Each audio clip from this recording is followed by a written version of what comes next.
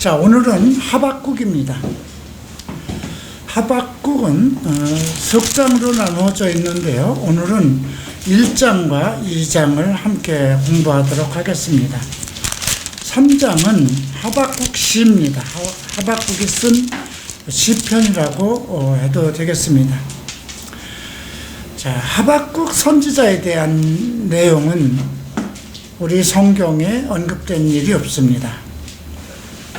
그래서 하박국 선지자가 어떤 사람인지 무엇을 했는지 알 수는 없습니다. 그러나 하나님의 묵시를 받은 선지자이고요.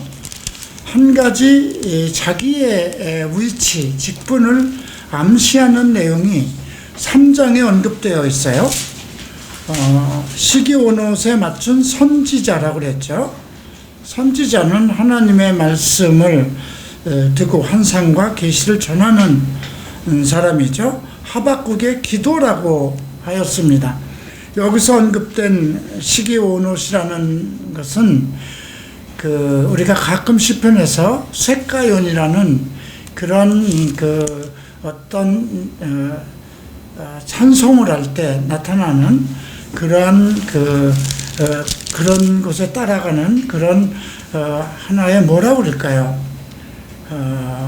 셀라, 쇳가연 이렇게 특별하게 하나님께 올리는 그런 시를 북돋아서 하나님 앞에 드리는 그런 시다, 이런 뜻이기도 하고요. 그 다음에 마지막 19절 뒤쪽에 이런 말이 있죠. 이 노래는 지휘하는 사람을 위하여 내 수금에 맞춘 것이니라. 이걸 통해서 우리가 알 수 있는 것은 선지자 하박국은 성전에서 어쩌면 오늘날 성가대와 같은 한 팀원 중에 하나였다는 것을 알 수 있죠. 그 당시에는 성전에서 노래하는 제사장, 그러니까 그들도 찬양하는 찬양대라고 그럴까요? 그 사람들을 전부 다 제사장과 같은 그런 입장에 있었기 때문에 이 노래는 지휘하는 사람을 위하여 내 수금에 맞춘 것이다, 이렇게 했기 때문에 이 하박국도 성가대 일원으로 악기를 다루는 제사장 중에 하나다, 이렇게 우리가 알 수는 있지만 다른 역사서나 이런 데서 언급되어 있지 않습니다. 그럼에도 불구하고 이 하박국 선지자가 언급된 말씀, 이것은 우리가 이제 이 복음의 시대에 와서 한번 조금 문제가 생겼을 때 어떤 종교와 정치가 하나가 돼서 조금 잘못된 길을 걷고 있을 때 그러니까 루터라는 그 사람도 신부 중에 하나였죠. 루터를 통해서 언급된 중요한 말씀이 있습니다. 자, 오늘 그 부분을 한번 보죠. 2장 4절을 보시기 바랍니다. 함께 읽겠습니다. 보라, 그의 마음은 교만하여 그 속에서 정직하지 못하나 의인은 그의 믿음으로 말미암아 살리라. 의인은 그의 믿음으로 말미암아 살리라. 이 말씀은 우리가 서신에서 3번이나 언급된 말씀입니다. 이 말씀이 처음 언급된 것은 로마서죠. 사도 바울이 쓴 로마서 1장입니다. 우리가 루터가 로마서 1장 이 말씀을 통해서 정말 자기가 속해 있는 그 당시에 이제 천주교 카톨릭에서 벗어나서는 그러한 커다란 대개혁이 있었던 그런 말씀이기도 합니다. 자, 11장 17절 함께 읽겠습니다. 복음에는 하나님의 의가 나타나서 믿음으로 믿음에 이르게 하나니 기록된 바 오직 의인은 믿음으로 말미암아 살리라함과 같으니라. 복음에는 하나님의 의가 나타난다는 거죠. 그래서 믿음으로 믿음에 이르게 하나니 오직 의인은 믿음으로 말미암아. 여기서 이 하박국 선지자가 사용한 그 언급한 이 말씀을 인용했는데요. 복음에는 반드시 하나님의 의가 나타나고, 그래서 오직 의인은 믿음으로 말미암아 삽니다. 여기서 언급되는 이 말씀 속에는 우리가 지금 교회를 통해서 선포된 복음은, 그것을 그리스도를 믿는 모든 사람들은 반드시 의인으로 살아야 된다는 것입니다. 그리고 우리는 그 믿음 안에, 그리스도를 믿는 복음의 믿음 안에 살아야 되는데, 의로움이 나타나는 의인으로 살아야 된다는 것이 전제가 되어 있고요. 그 다음에 이제 갈라디아서에서 또 언급되어 있습니다. 갈라디아서 3장을 보시겠습니다. 자, 갈라디아서 3장 11절을 함께 읽겠습니다. 또 하나님 앞에서 아무도 율법으로 말미암아 의롭게 되지 못할 것이 분명하니 이는 의인은 믿음으로 살리라 하였습니다. 자, 이 말씀은 지금 율법과 관련된 말씀으로 선포된 것입니다. 의인은 믿음으로 살리라 했는데, 의인은 오직 믿음 외에 다른 것으로 온전케 될 수 없다는 그런 뜻에서 사용됐습니다. 우리가 그래서 로마서 1장에서 언급된 것은, 복음에는 반드시 하나님의 의로움이 나타나야 되는데, 의인은 그 의로움 속에서 살아야 된다는 것이 전제가 된 것이고요. 이렇게 불의한 일을 해서는 안 되고 불의 속에 들어가서도 안 된다는 것이 로마서에서 언급된 겁니다. 그러니까 복음의 의와 관련돼서 사용되었고, 갈라디아서 3장에서는 그 오직 의인은 믿음으로 살리라, 이 말씀은 율법으로 의인이 될 수 없다는 것을 전제로 한 것입니다. 자, 그 다음에 히브리서 10장에서 또 언급되었죠. 자, 히브리서 10장 38절 함께 읽겠습니다. 나의 의인은 믿음으로 말미암아 살리라. 또한 뒤로 물러가면 내 마음이 그를 기뻐하지 아니하리라 하셨느니라. 이 히브리서 10장에서는 예수 그리스도를 믿는 사람들의 여러 가지 고난, 그 상황 속에서도 참고 견디는 인내를 언급하면서 끝까지 의인은 그 믿음의 의인으로서 믿음으로서 결과를 이루어야 된다는, 그저 끝까지 그 믿음의 담대함을 버리지 말고 온전한 하나님의 뜻을 이루어야 된다는 것에 초점을 맞추고 있습니다. 그런데 이것이 전부 하박국 선지자의 말씀에서 인용되었다는 것.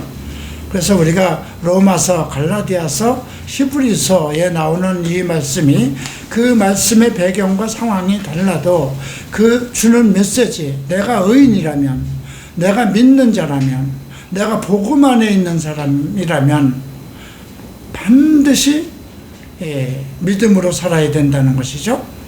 또 내가 어떤 행위로 구원을 받지 않고 오직 믿음으로 구원을 받은 사람이라면 오직 우리는 율법이 아닌 은혜의 복음으로 살아야 된다는 것.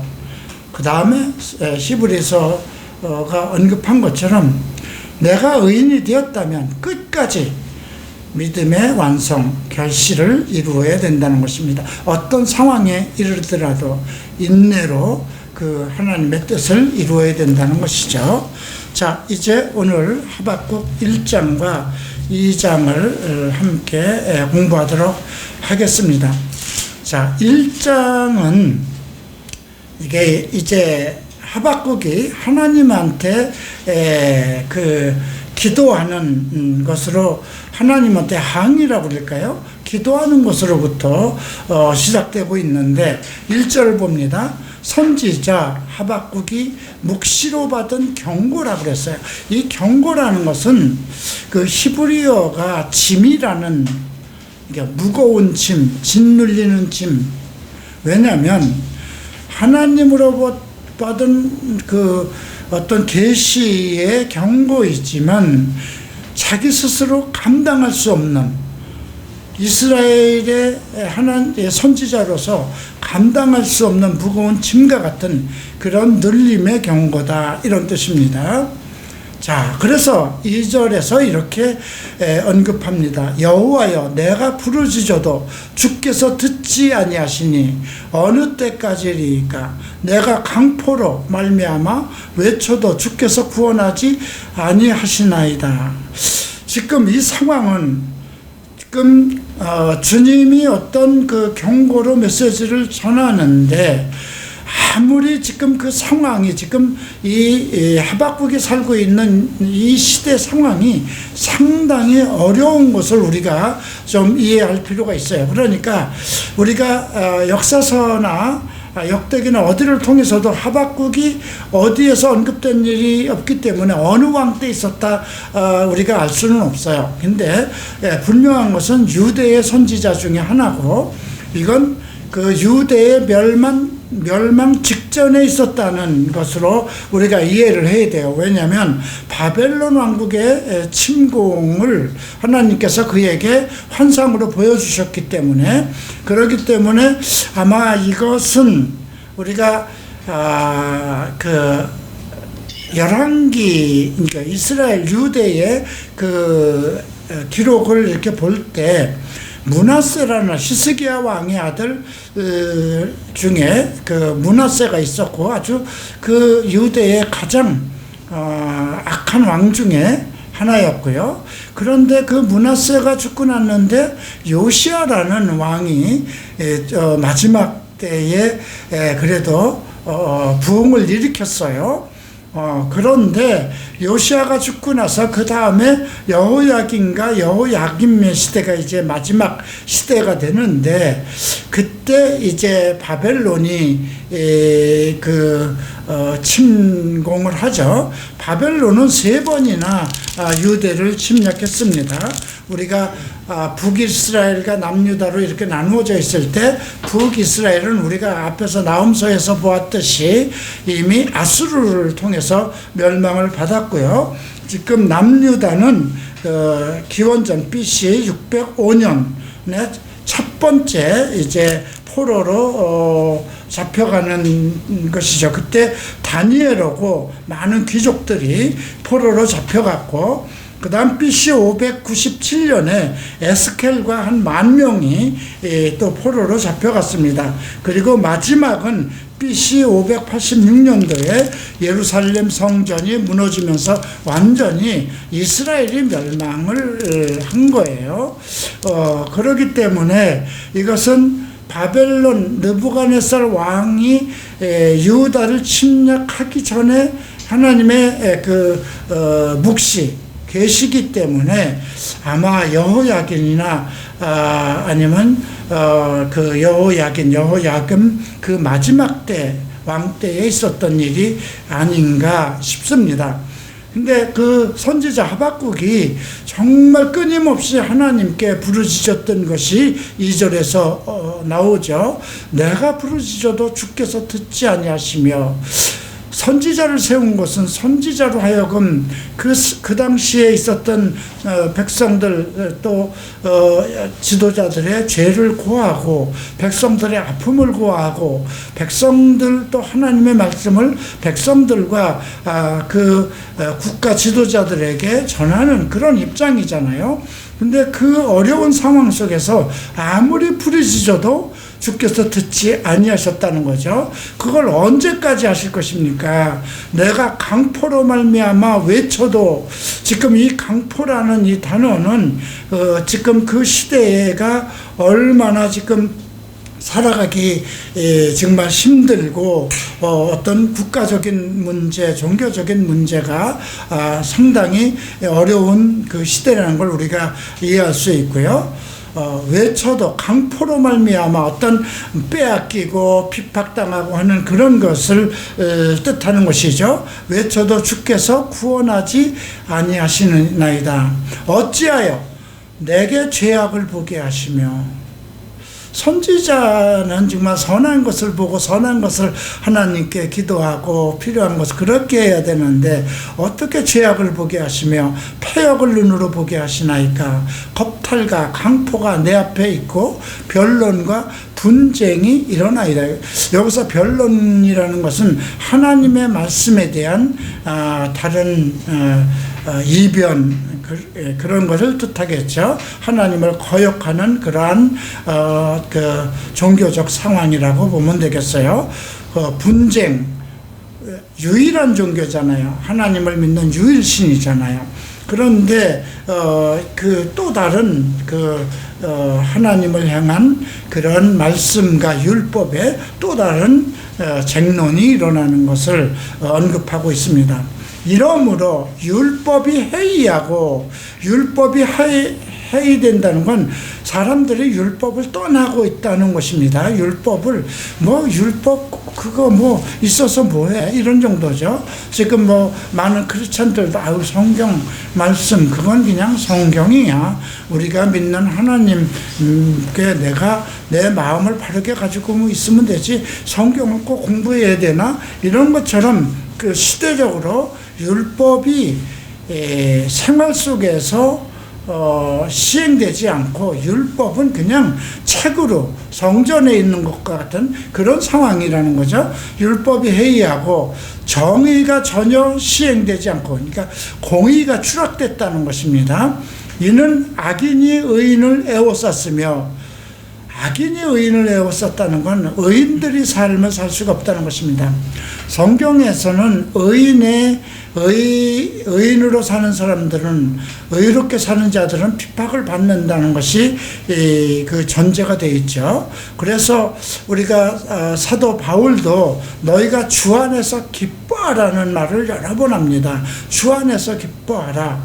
왜냐하면 우리가 예수를 믿어서 의인이 되면 여러 가지 상황 속에서 핍박을 받을 수밖에 없어요. 세상이 사탄이 지배하는 그러한 세상 속에 어떤 영들이 모두 사탄이 지배하고 있기 때문에 당연히 악이 의를 둘러싸고 있는 거죠. 그래서 악인이 의인을 에워쌌고 정의가 굳게 행하여 정의로운 일이 일어날 수 없는 그 당시에 지금 상황, 종교적인 상황, 또 정치적인 상황, 도덕적이고 윤리적인 상황을 언급한 율법이 무너졌던 시대인 것을 우리가 알 수 있죠.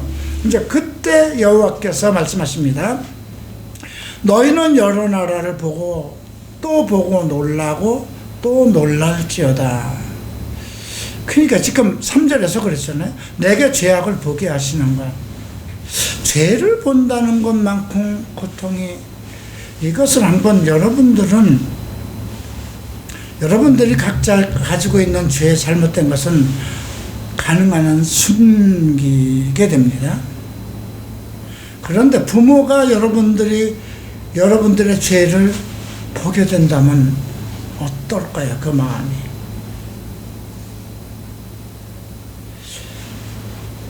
자식이 다 큰데 그 죄에 대해서 뭐라고 꾸짖지도 못하는 그 상황 속에서 자식들의 죄를, 나는 자식은 죄를 감추고 있지만 부모는 그 자식의 죄를 보고 있다면 어떤 마음이 일어날까요? 선지자로서 지금 어찌하여 내게 죄를 보게 하십니까? 하고 지금 한탄한 거예요. 그런데 지금 하나님은 이렇게 대답합니다. 너희는 여러 나라를 보고 또 놀라고 놀랄지어다. 지금 그 주변에 일어나는 그 국가들, 이스라엘은 하나님을 믿는 나라로서 이 땅에 가장 의롭고 거룩하고 정말 위대한 그 민족 중에 하나인데, 이제 너희는 여러 나라를 보고 놀래고 놀랄 수밖에 없는 상황이 온다는 거죠. 너희 생전에 내가 한 가지 일을 행할 것이라. 지금 너희의 생전이라고 그러면 이스라엘 백성이거든요. 누가 너희에게 말할지라도 너희가 믿지 아니라. 어떠한 말을 너희에게 말할지라도 이스라엘 백성이 믿을 수 없는 한 가지 일, 이건 예레미야에서도 마찬가지입니다. 예레미야 선지를 통해서 이제 곧 거대한 나라, 강포의 나라, 정말 빠른 표범과 같은 나라, 털이 많은 독수리 같은 나라가 너희를 침략할 것이라 했는데 믿지 않았어요. 그래서 이제 그렇게 예언하는 자들, 감히 하나님의 나라, 율법을 지키는 하나님의 유일한 나라, 하나님이 지키시는 나라를 누가 친단 말이냐, 이렇게 해서 선지자들을 다 죽인 것이거든요. 그래서 아무리 너희 생전에 한 가지 일, 너희가 멸망할 것, 여러 나라가 너희를 침략할 것, 근데 여기서 여러 나라를 보고 또 보고 놀랄 것이다. 우선 이 유다를, 이스라엘을 멸망시키는 것은 바벨론이에요. 그죠? 그런데 바벨론 이후에 계속 일어나는 국가들 보세요. 메대와 바사 있죠? 그 다음에 헬라가 있죠? 그 다음에 로마가 있죠?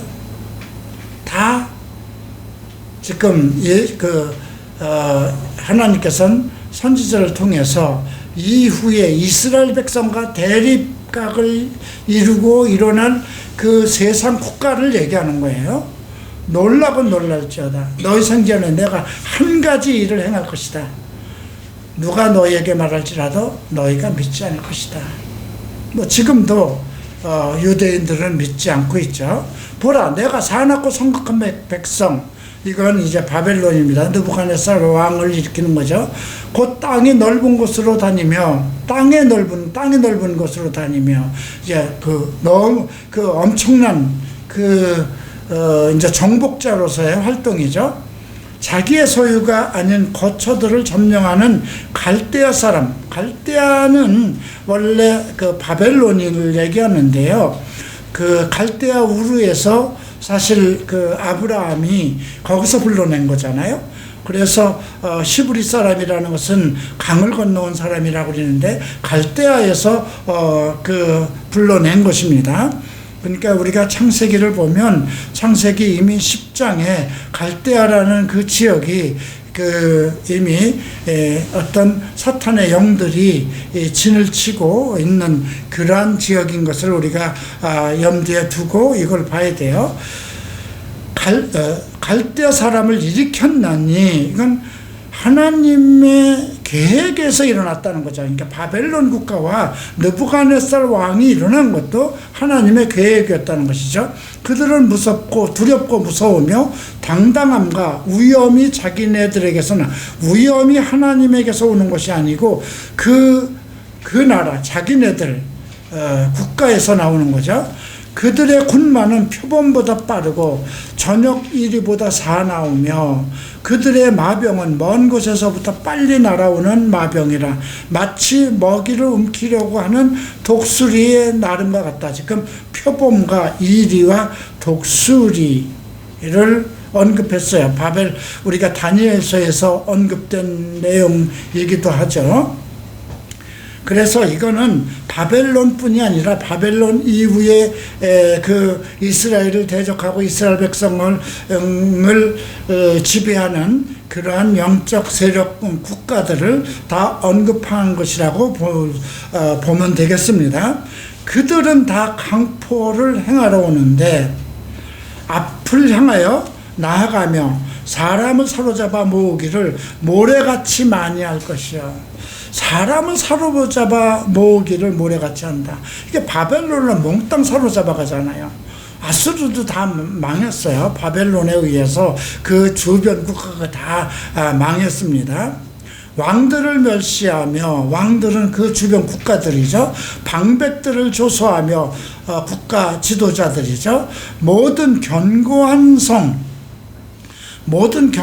성이라는 것 두 가지 의미가 있어요. 이집트의 견고한 성이라고 그러면 바로가 살고 있는 궁전이 되겠지만, 여기에서 견고한 성은 예루살렘을 언급하는 것입니다. 하나님의 성, 견고한 성, 그러한 견고한 성들을 비웃고 흉벽을 쌓아 그것을 점령할 것이다.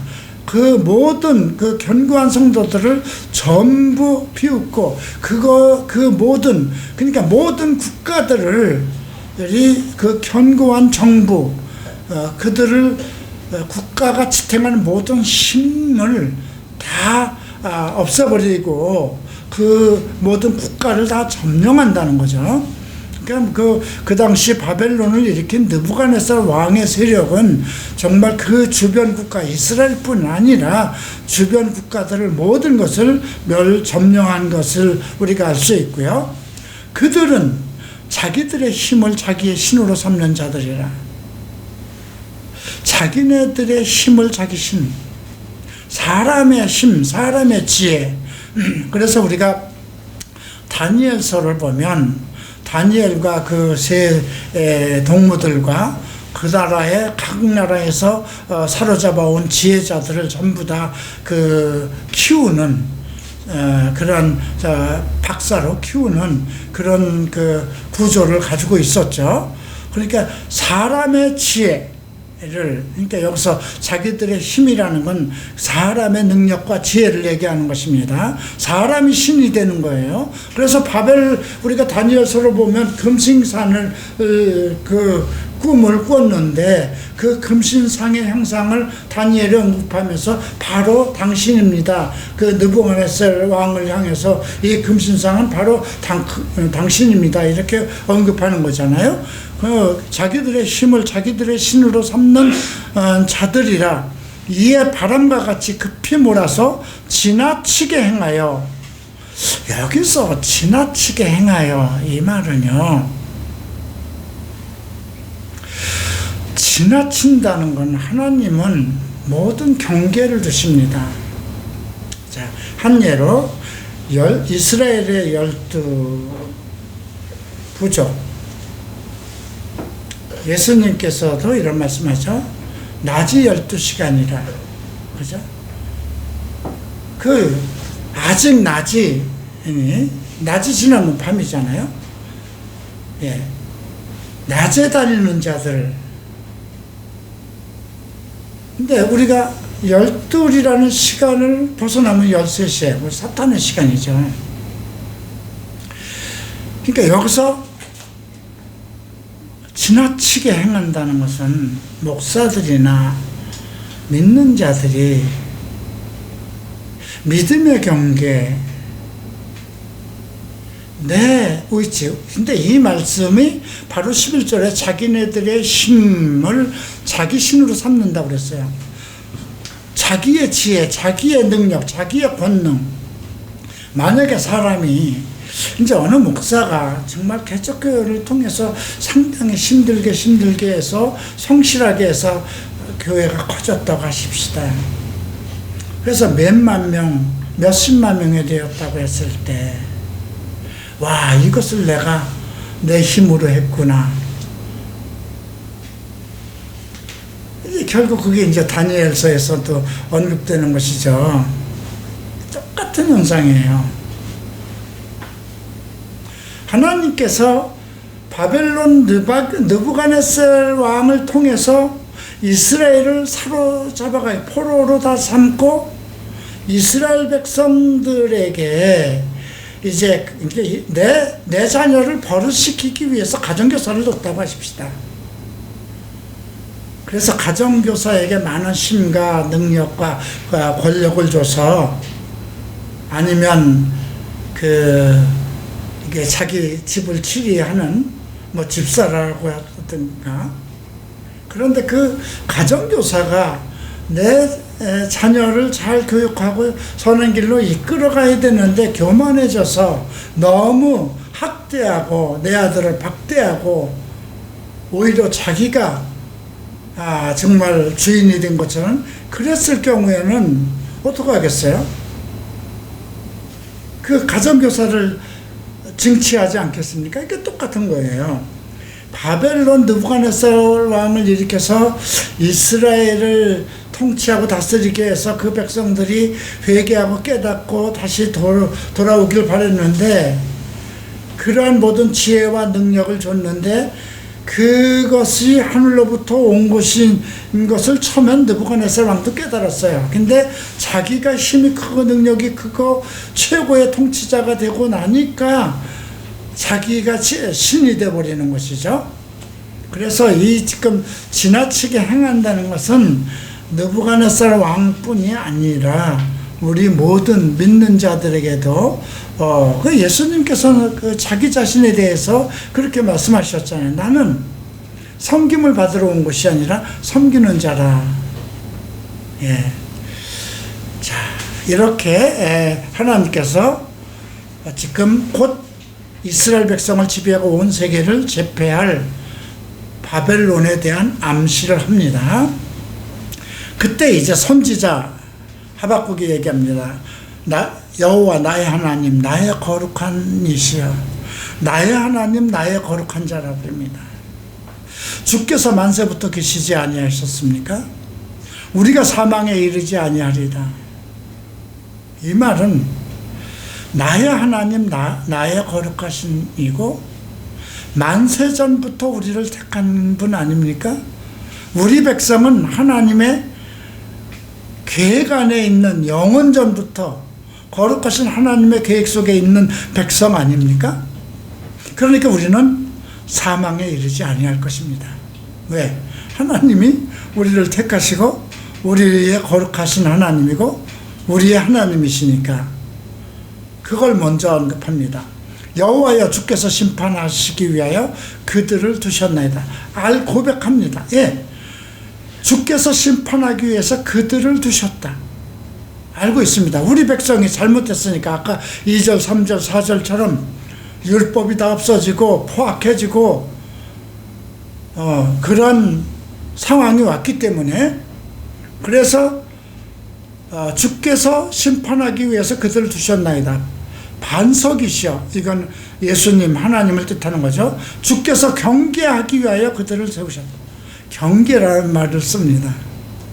우리가 잘못한 것을 깨닫게 하기 위해서, 우리가 이미 선을 넘어버렸어요. 하나님의 시간 안에 있어야 되고 하나님의 뜻 안에 있어야 되는데 선을 넘었어요. 그렇기 때문에 하나님이 정한 그 경계를 넘었기 때문에 경계를 하기 위해서, 우리 백성으로 깨우치기 위해서, 우리 백성의 잘못된 것을 책망하기 위해서, 심판하기 위해서 그들을 세운 것을 안다는 거죠. 자, 그러면서 13절에 주께서는 눈이 정결하시며 악을 참아보지 못하시며 패역을 참아보지 못하시거늘 어찌하여 거짓된 자들을 방관하시며 악인이 자기보다 의로운 사람을 삼키는데도 잠잠하시나이까. 그러니까 지금 12절에서는 우리의 잘못을 심판하고 우리를 경계하기 위해서 당신은 거룩하신 분이고 우리를 영원전부터 택하시고 그랬기 때문에 우리의 잘못된 것에 대해서 경계하시고 심판하기 위해서 그들을 세우신 것은 압니다. 그런데 주님의 눈은 정결하시고 악을 보지 못하시고 패역을 참아 보지 못하거든을 어찌하여 거짓된 자들을 방관하시며, 그러니까 그들은 우리보다 더 나쁜 자, 아주 거짓된 자들 아닙니까? 악인이 자기보다 의로운 사람을 삼키는데도, 그죠? 악인이 자기보다 의로운 사람을 삼키는데도 잠잠하십니까? 그들은 악인 아닙니까? 우리는 그래도 의의 백성 아닙니까? 우리는 거룩한 백성 아닙니까? 우리의 하나님 아니십니까? 근데 그들이 악인이 자기보다 의로운 사람을 삼키는데도, 우리를 완전히 그렇게 삼키는데도 잠잠하실 것입니까? 주께서 어찌하여 사람을 바다의 고기 같게 하시며, 우리는 인간 아닙니까? 사람이지 않습니까? 짐승 아니지 않습니까? 다스리는 자 없는 벌레같이 우리가 벌레입니까? 지금 우리는 거룩한 자, 나의 하나님, 당신은 나의 하나님이고 나의 거룩한 자 아닙니까? 그리고 주께서 우리를 택하신 민족이니까 우리는 영원히 죽지 않을 그런 존재들인데, 우리를 이렇게 악한 존재들에게 우리를 맡기시고, 우리를 고기 바다에 있는 하나님을 알지 못하는 고기, 또 통치자를 알지 못하는 벌레같이, 그가 낚시로 모두 낚으며 그물로 잡으며 투망으로 모으고 그리고는 기뻐하고 즐거우며 우리를 짐승 취급한다는 거죠. 우리는 거룩한 자인데, 거룩한 하나님의 자녀인데, 그물에 제사하며 투망 앞에 분향하오니 이는 그것을 힘입어 소득이 풍부하고 먹을 것이 풍성하게 됨입니다. 그가 그물을 떨고는 계속하여 여러 나라를 무자비하게 멸망시키는, 우리뿐이 아니라 그 주변 국가를 모두 멸망하는 것이 옳습니까? 하고 묻습니다. 왜 우리보다 더 악한 사람들로 의인을 치리하게 하십니까? 이렇게 얘기하는 것입니다. 이렇게 얘기를 딱 던져놓고는 앞으로 어떻게 될 것인가 하고 이제 막루로 갑니다. 그러니까 요나와 비슷한 점이 있어요. 요나도 내가 두고 볼 겁니다. 하나님이 어떻게 하실 건지 두고 볼 겁니다. 그리고 그 동산 언덕에 올라가서 상황을 보듯이 2절 봅니다. 내가 내 파수하는 곳에 서며 성루에 서리라. 그러니까 선지자의 입장에 자기는 그대로 자기 위치에 있겠다는 거죠. 그가 내게 무엇이라 말씀하실지 기다리고 바라보며 나의 질문에 대하여 어떻게 대사하실는지 보리라 하였더니, 기다리고 바라보며, 이거는 우리에게 필요합니다. 어떤 상황이든지 무엇인가 내가 바라는 소망과 이루어지는 것이 이루어지지 않았더라도 내게 무엇을 말씀하실지 기다리고 바라보며,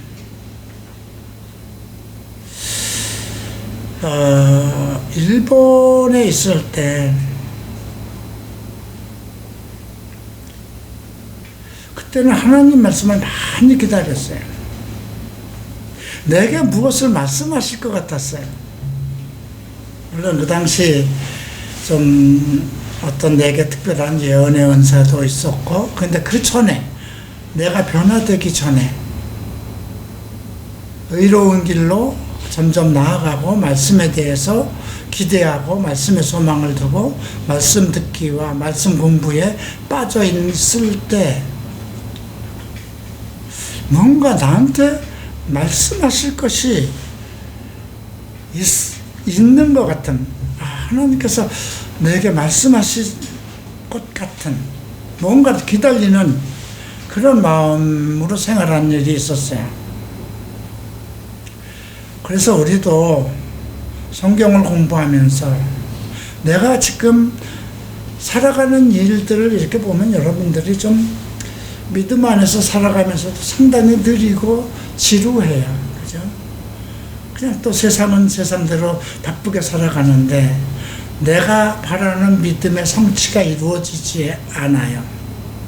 내가 바라는 믿음의 소망과 그 믿음이 바라는 그만큼 성장하고 하나님이 원하는, 예수께서 원하는 그 수준까지, 장성한 분량까지 가고 싶은데 그것이 그렇게 되지도 않아요. 상당히 지루하고 멀고 길어요. 광야 생활 같아요. 답답하기도 하고. 근데 그럴 때 여러분들이 하나님은 나에게 대해서, 이러한 나에게 뭐라고 말씀하실까? 기다리고 바라보며, 나의 질문에 대해서 어떻게 답하실는지, 여러분들이 기도에 응답을 못 받았으면 계속 내 대답에 왜 응답을 안 하시는지, 그런 마음을 가지고 여러분들이 믿음 생활을 해야 될 것입니다. 이제 그렇게, 이게 지금 상당히 오랜 시간이에요. 지금 1절, 2장 1절에서 이렇게 얘기했지만 이 말씀을 보면 기다리고 바라보고 뭐 어떻게 대답하실지 보리라 하였더니 이거 한 상당한 시간이 있었던 거예요. 여호와께서 내게 대답하여 이르시되 너는 이 묵시를 기록하여, 이 묵시라는 것은 환상, 원래는 환상 중에 본 것이기도 하고 깨달은 그 말씀, 이것은 바벨론 멸망에 관한 묵시예요. 너는 이 묵시를 기록하여 판에 명백히 새기되 달려가면서도 읽을 수 있게 하라. 달려가면서도 읽을 수 있게 하라는 건 짧게 정리하라는 거예요. 이게 문장이 길면 이게 이 성경 전체를 다 주면서 이것을 달려가면서도 볼 수 있게 하라는 건 못하는 거잖아요. 그죠? 근데 판에 명백히 새기라는 거는 그 판이 여러 개면은 못하는 거잖아요. 그죠? 네. 이 묵시는 정한 때가 있나니 그 종말이 속히 이르겠고 결코 거짓되지 아니하리라. 비록 더딜지라도 기다리라. 지체되지 않고 반드시, 비록 더딜지라도 내가 주는 지금 묵시의 이 말은 반드시 이루어질 것이다. 그러니까 모든 사람들이 반드시 달려가면서도, 이건 지금 이제 곧 포로가 될 거잖아요. 그죠? 그러니까 포로로 이끌려가면서도 이거를 볼 수 있도록 하라는 겁니다. 그리고 지체되지 않고 반드시 응해주라. 우리가 계시록에 보면 지체하지 않고 곧 오리라 이런 말씀이 있죠. 이게 계시록 마지막에도 보면, 우리가 보면 뭐 2000년 동안도 지금 이루어지지 않았는데 계시록이 하필이면 내 때에 이루어질까 그런 생각을 할 수도 있어요. 그죠? 그래서 그 베드로도 그렇게 얘기를 했죠. 하루가 1000년 같은 이 사실을 그렇게 얘기를 하며 심판에 대해서 우리는 항상 심판이 있을 것이라는 확신을 가져야 된다는 것이죠. 보라, 그의 마음, 이거 바벨론 느부갓네살 왕입니다. 교만하며 그 속에 정직하지 못하며, 이 말이 나오는 거예요. 바벨 왕은 마음이 교만하다는 거죠. 왜냐하면 우리가 11절에도 자기들의 힘으로 자기가 신이기 때문에 그 속에서, 교만함 속에서 정직하지 못하나 의인은 그의 믿음으로 말미암아서, 네가 하나님의 백성이고 의인이라면 어떤 상황 속에서라도 그가 교만하고 정직하지 못할지라도 네가 의인 되었으면 바르게 살아야 된다는 거죠. 이건 지금 우리가 정치가 지금 더럽고 악하고 세상 돌아가는 꼴이, 모든 교회가 지금 엉망진창이고 국가적으로나 정치가들이나 모든 상황이 정말 이건 종말이 왔구나 할 정도라도 나는 하나님의 의인은 믿음으로 살아야 된다는 거예요. 믿음은 진취적이고 인내해야 되고 참고 견뎌야 되며 많은 지식과 많은 계시를 포함한 거잖아요. 그죠? 소망과 사랑과 복음이 주는, 믿음이 주는, 성경이 주는 모든 것을 지혜로 안고 그 말씀 속에서 그 말씀이 이루어질 것을, 하나님께서 나를 지키실 것이라는 그러한 믿음으로 살아야 된다는 거죠. 그는 술을 즐기며 거짓되며 교만하여 가만히 있지 아니하고, 우선 술을 즐기고 거짓되고 교만하다고 합니다. 거짓된 것은 논리적으로, 그러니까 어떤 잘못된 정의가 아닌 것을 믿고 진리가 아닌 것을 따르는 거죠. 교만하여 가만히 있지 아니하고 스올처럼 자기 욕심을 넓히며 육신의 정욕, 안목의 정욕, 이승의 자랑을 다 합친 거로 보면 되겠죠. 스올은 지옥이에요.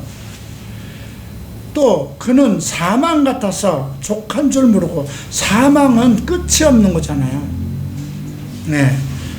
족한 줄 모르고 자기에게로 여러 나라를 모으며 여러 백성을, 이 전 세계 모든 사람들을 그냥 다 스월처럼 지옥으로 빨아들이듯이 다 모은다는 거죠. 블랙홀과 같은 그러한 존재라는 거예요. 그 무리가 다 속담으로 그를 평론하며, 속담으로 그를 평론한다는 것은 그 세상 사람들 말 속에 그가 존재한다는 거예요. 조롱하는 시로 그를 풍자하지 않겠느냐. 곧 이르기를 화 있을진저 자기 소유가 아닌 것을 모으는 자여 언제까지 이르겠느냐. 볼모 잡은 것으로 무겁게 짐진 자여 너를 억누를 자들이 갑자기 일어나지 않겠느냐. 너를 괴롭힌 자들이 깨어나지 않겠느냐. 내가 그들에게 노략을 당하지 않겠느냐. 그에게 당하는 모든 사람들이 그를 향하여 풍자한다는 거죠. 마음속에. 우리가 일본 사람들에게 36년간 그렇게 정말 핍박을 받을 때 너희는 반드시 망할 것이다.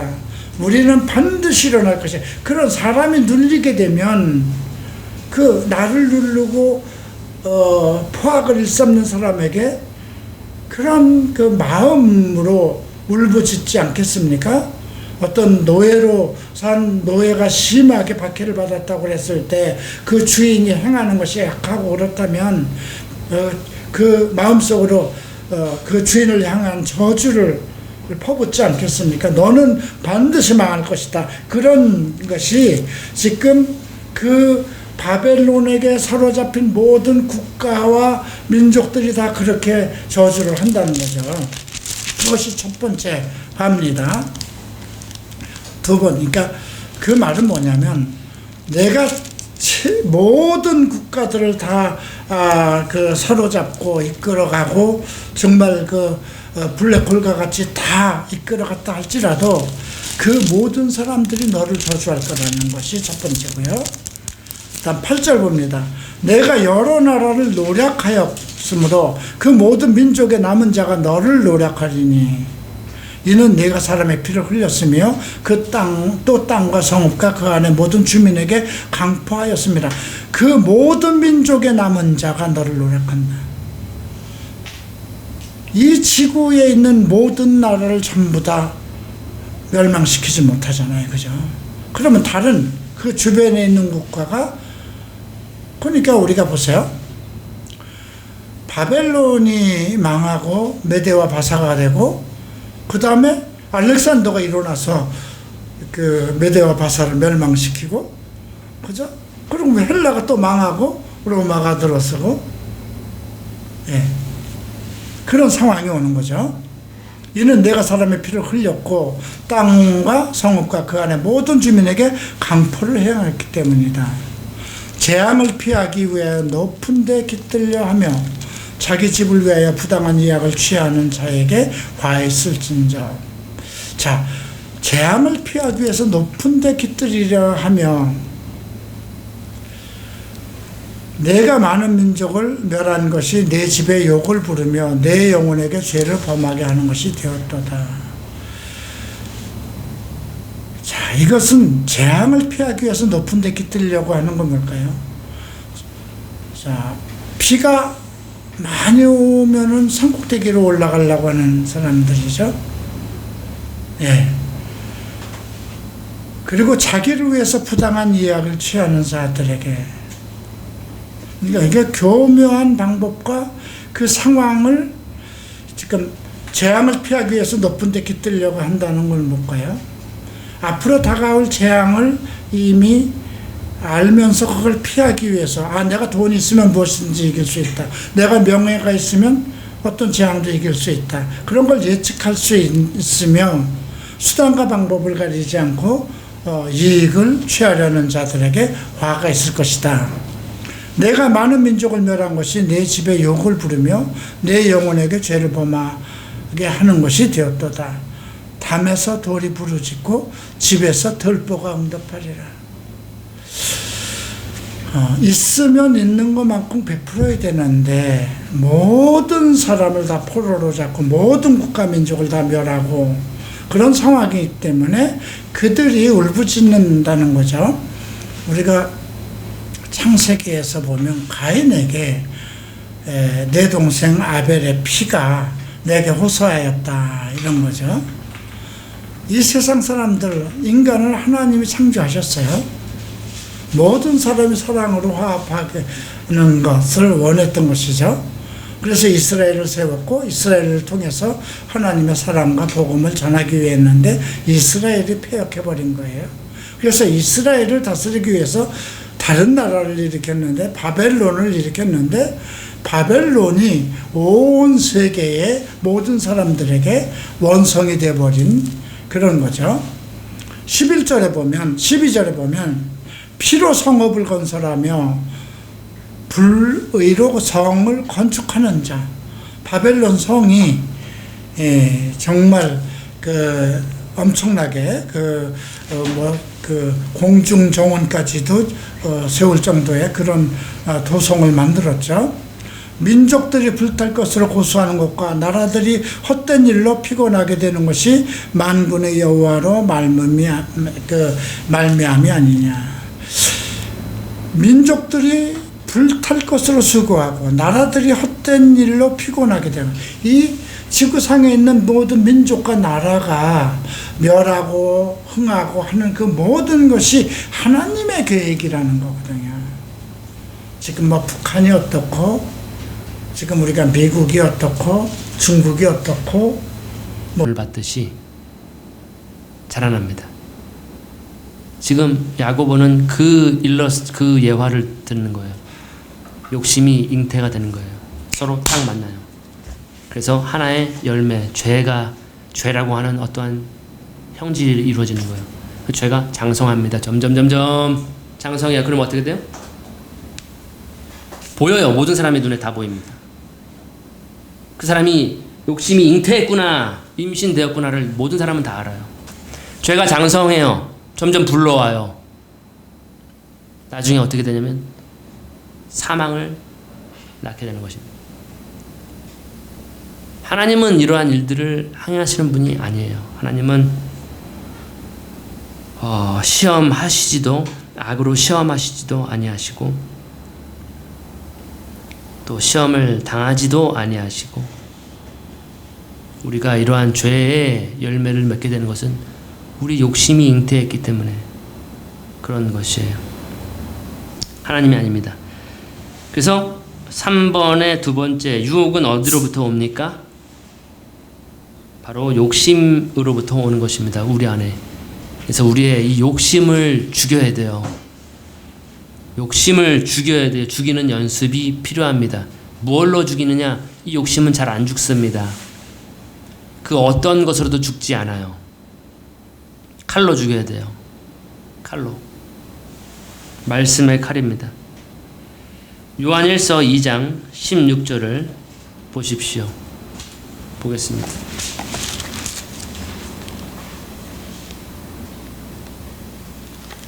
예수님이 그런 말씀하셨죠. 만일 내 오른손이 범죄하거든 잘라버리라. 욕심을 우린 다 잘라버려야 됩니다. 잘라버려야 돼요. 불구자가 되어서 천국에 들어가는 것이 손을 가지고 지옥불에 들어가는 것보다는 낫다. 우린 욕심을 다 잘라내야 됩니다. 요한일서 2장 16절을 우리 평양방송 보셨죠? 요한일서 2장 16절 시작.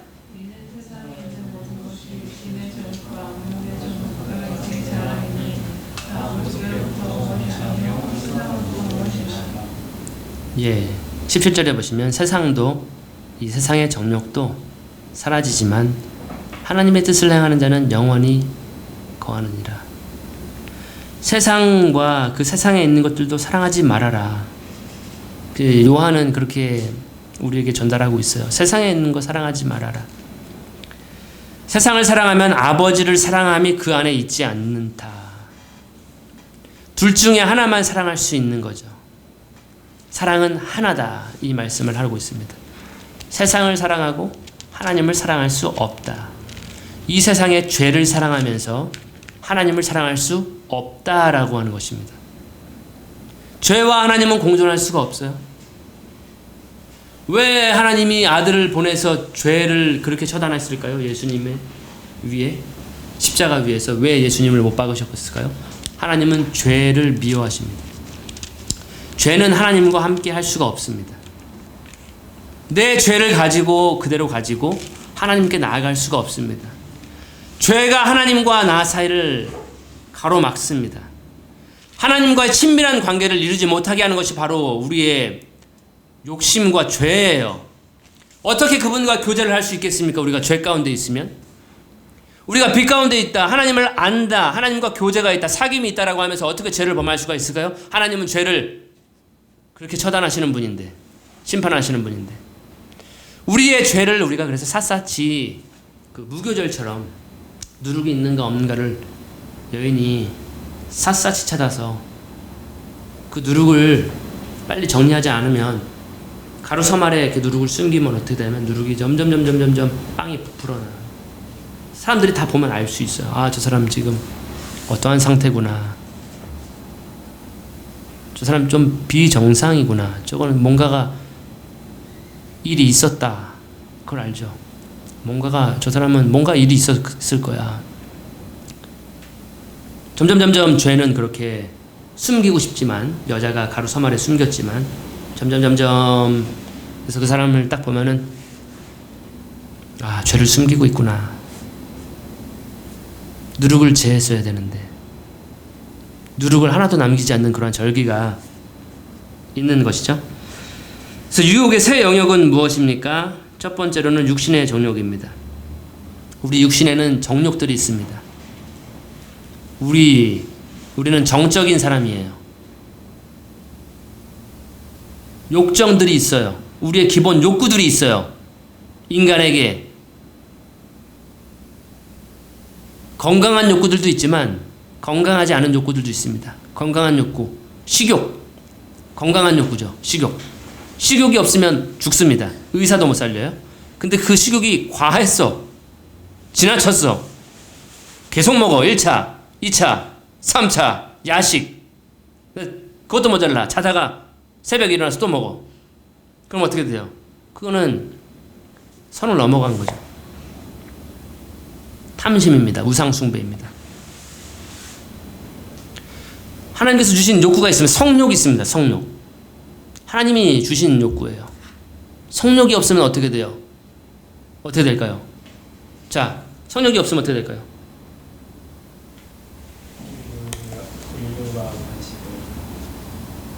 무성애자 뭐 이러한, 나는 무성애자입니다 뭐 이러한 고백을 하시는 분들도 있는데, 저는 플라토닉 러버입니다. 이러한 굉장히 재밌는 말씀을 하시는 분도 계시지만, 성욕이 없으면 저도 없습니다. 여러분들도 없어요.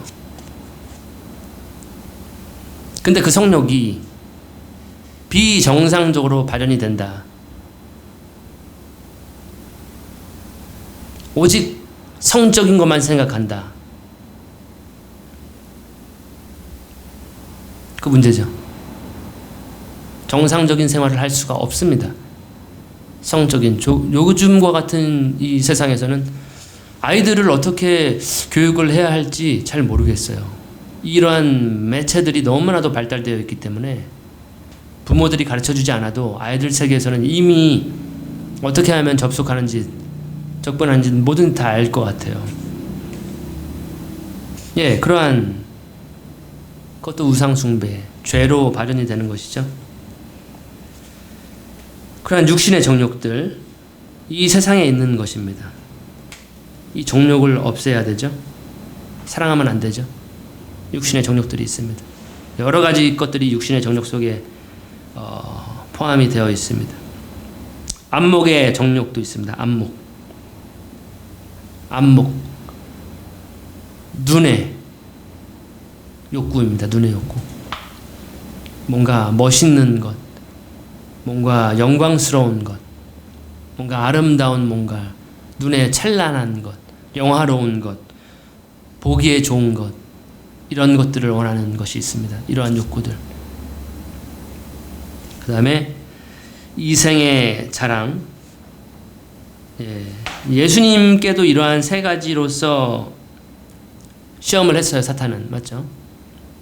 육신의 정욕, 예수님의 육신의 정욕을 어떠한 것을 그가 충동질을 했냐면 바로 배고픔입니다. 육신의 욕구